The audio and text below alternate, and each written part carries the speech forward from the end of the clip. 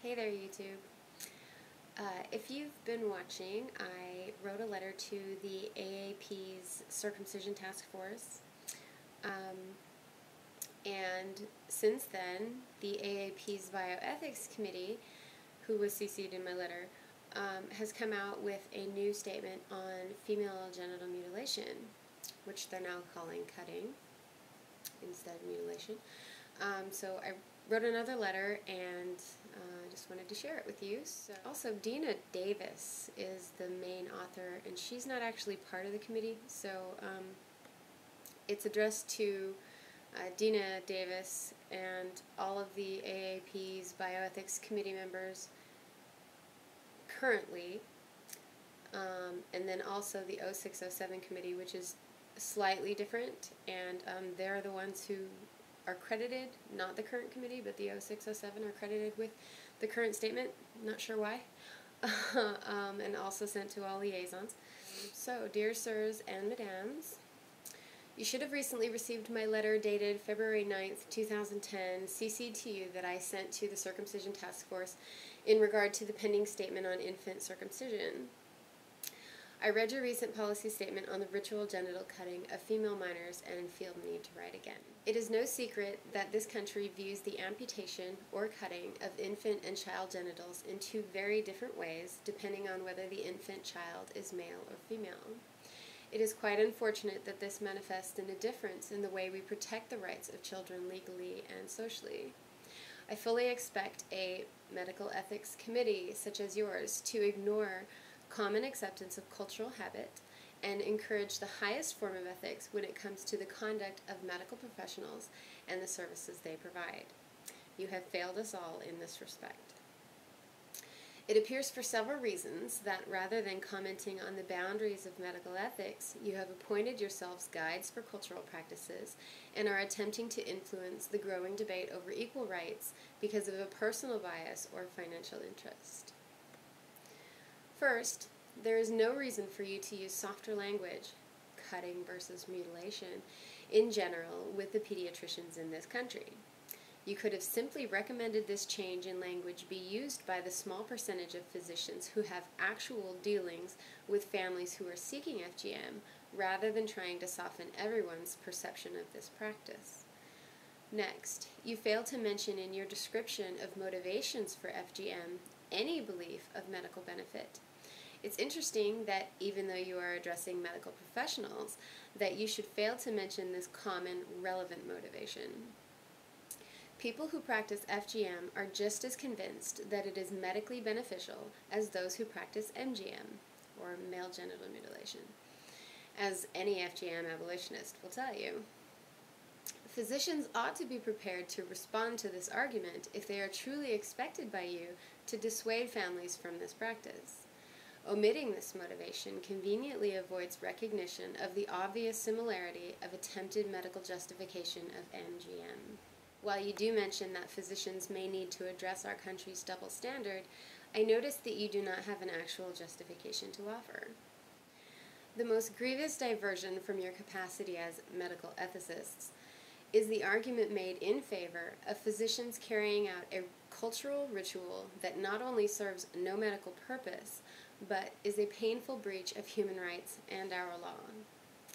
Whether or not such involvement of a pediatrician in this ritual would dissuade other mutilations of that child or others by influence is simply conjecture and is quite debatable. The one thing it is guaranteed to do, however, is legitimize the practice. The only proper response to any request for the genital mutilation or simple cutting of a child's genitals is one already made by the Committee on Bioethics of 93-94 in the Policy on Informed Consent. No doubt this statement was made without the hindrance of taking our own familiarity with genital mutilation into consideration. Quote, providers have legal and ethical duties to their child patients to render competent medical care based on what the patients need, not what someone else expresses. The pediatrician's responsibilities to his or her patient exist independent of parental desires or proxy consent. End quote. Further, your reclassifying of some forms of FGM as non-harmful based on our cultural acceptance of a more harmful practice is failure of logic and is an inappropriate manipulation of perspective.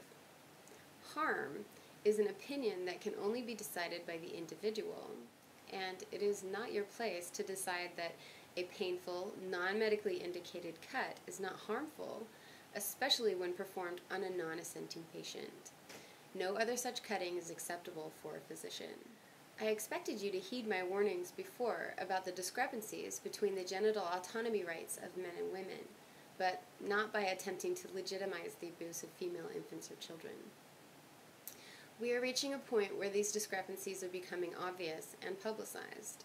As medical ethicists that speak to a changing nation, I suggest you take a lesson from the Bioethics Committee of 93-94 and keep your political agenda, personal preference for altered genitals, or the potential income from those unnecessary procedures out of your evaluations. It would also be a shame to see you change the policy quoted above to corroborate those inappropriate motivations, as you have with the recent FGM policy. Finally, if there are any who want to remove their name from this policy, or who want to publicly speak against it, please know that you have a lot of support. Sincerely hoping you will do the right thing.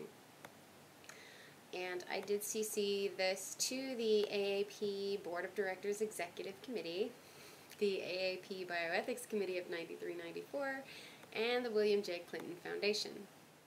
If you don't know, Clinton was the president in charge when the FGM law was passed.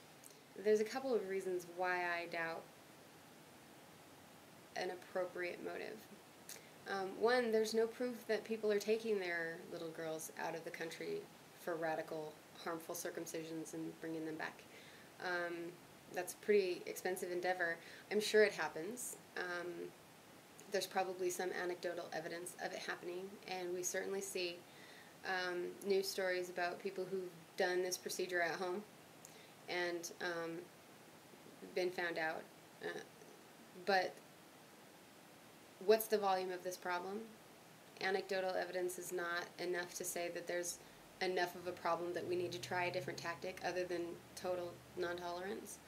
The AAP even states in their statement that there's research that shows that complete non-tolerance is effective in eliminating the practice. So why the change? It just doesn't really make sense. And if a nick, a simple nick, is enough to satisfy these people, then there isn't any reason why a physician would be involved. They would just do that at home if that were enough to satisfy them. So what they put forward in their statement just smells a little bit fishy to me. And two, the challenge that they're receiving from intactivists like myself and others is that the inequality of rights needs to be addressed. And there's two ways to do that. You can either give the rights that are owed to the people who don't have it, meaning men. Men should have the rights, as females do, to keep their own genitals and decide for themselves. The other way is to take away rights that are currently enjoyed, which means saying, oh, it's no big deal to cut a little girl's genitals just a little bit, since we make such heinous violations against boys every day. So basically what this means is that they're willing to sacrifice the rights of little girls in order to continue doing what they're doing against boys, the accepted genital mutilation that's going on every day. If you go to intactamerica.org, there is a petition to the AAP to change the current FGC statement. So I encourage that you do that. Pretty sure I'm out of time, so thanks for watching, and sign the petition.